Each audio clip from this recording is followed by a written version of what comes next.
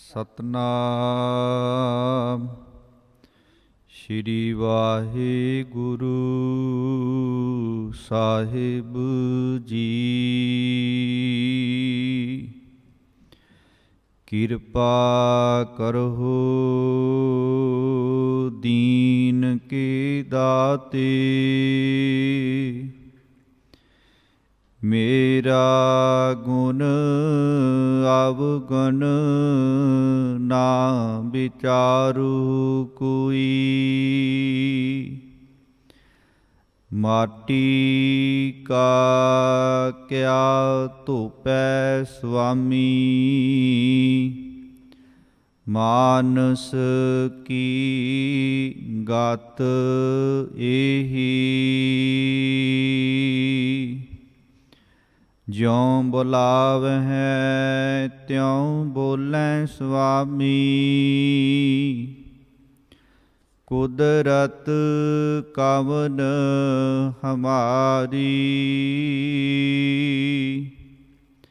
ਸਾਧ ਸੰਗ ਨਾਨਕ ਜਸ ਗਾਇਓ, ਜੋ ਪ੍ਰਭ ਕੀ ਆਤ ਪਿਆਰੀ।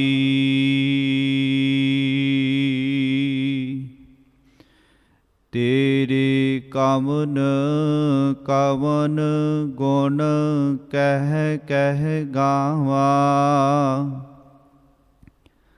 ਤੂੰ ਸਾਹਿਬ ਗੁਣੀ ਨਿਦਾਨਾ।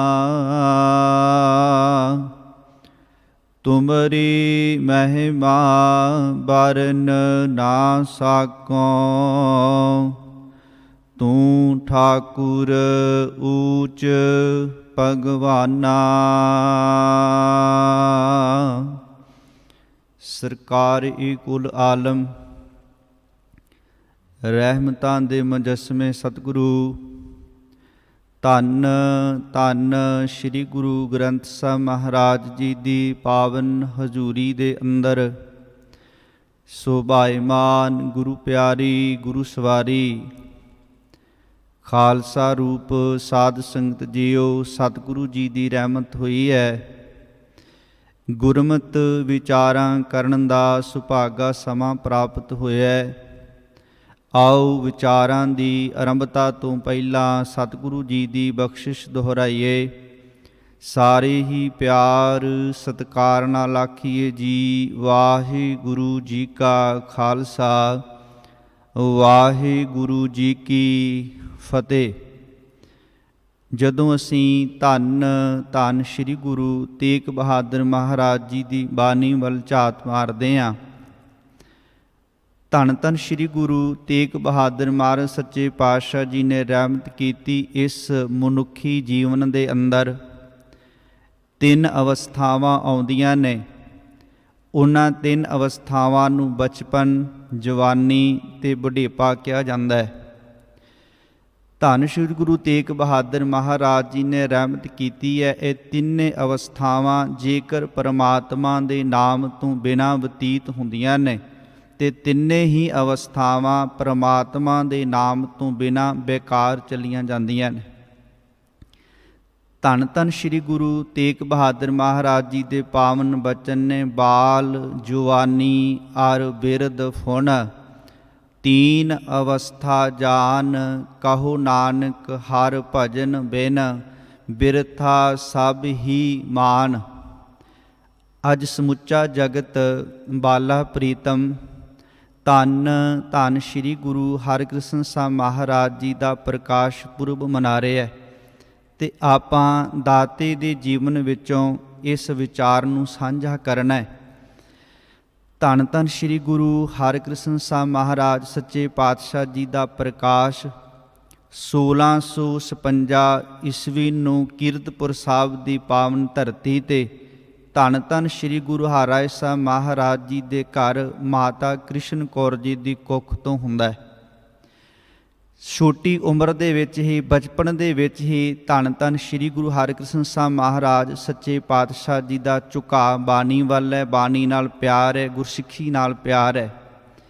ਅੱਜ ਅਸੀਂ ਆਪਣੇ ਜੀਵਨ ਅੰਦਰ ਵੇਖਦੇ ਹਾਂ ਕਿ ਬਚਪਨ ਜਿਹੜਾ ਹੈ ਉਹ ਸਾਡੀ ਸਿੱਖੀ ਦੀ ਪਨੀਰੀ ਹੈ।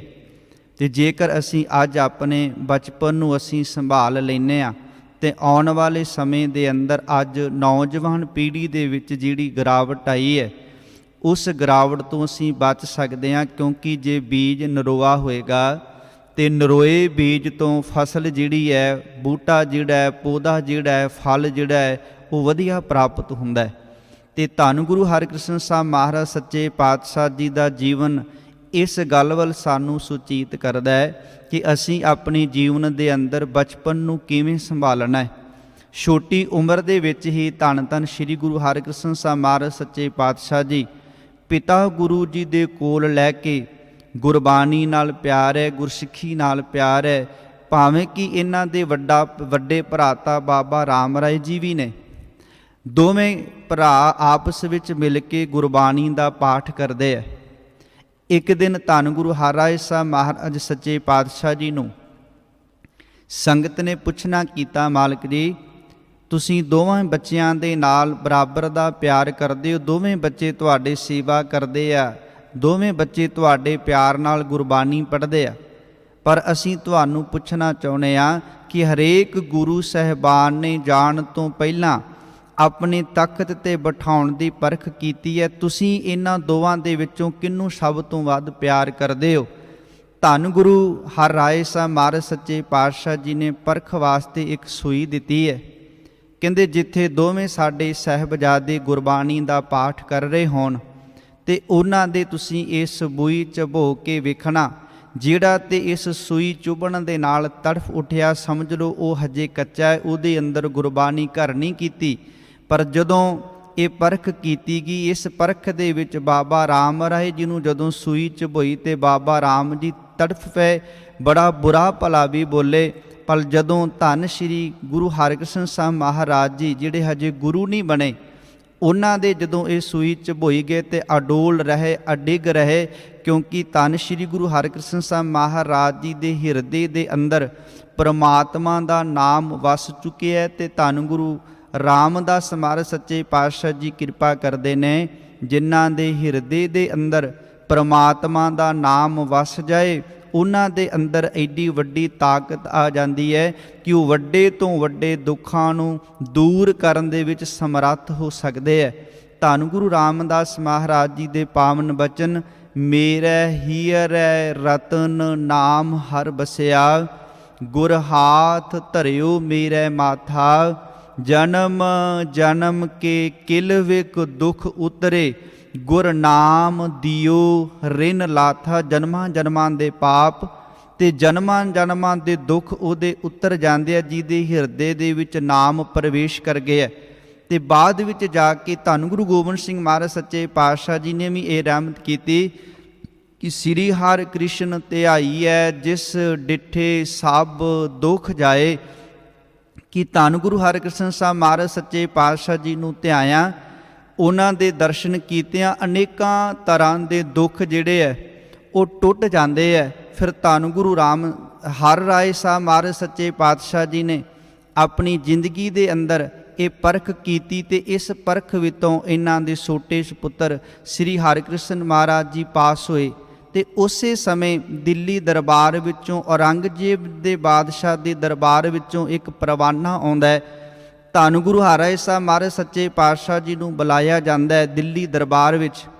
ਧੰਨ ਗੁਰੂ ਹਰਿਰਾਏ ਸਾਹਿਬ ਮਹਾਰਾਜ ਸੱਚੇ ਪਾਤਸ਼ਾਹ ਸੰਗਤ ਨਾਲ ਸਲਾਹ ਕਰਦੇ ਹੈ ਤੇ ਸੰਗਤ ਨਾਲ ਸਲਾਹ ਕਰਨ ਤੋਂ ਬਾਅਦ ਆਪਣੇ ਵੱਡੇ ਸੁਪੁੱਤਰ ਸ਼੍ਰੀ ਰਾਮ ਰਾਏ ਜੀ ਨੂੰ ਭੇਜਿਆ ਜਾਂਦਾ ਹੈ।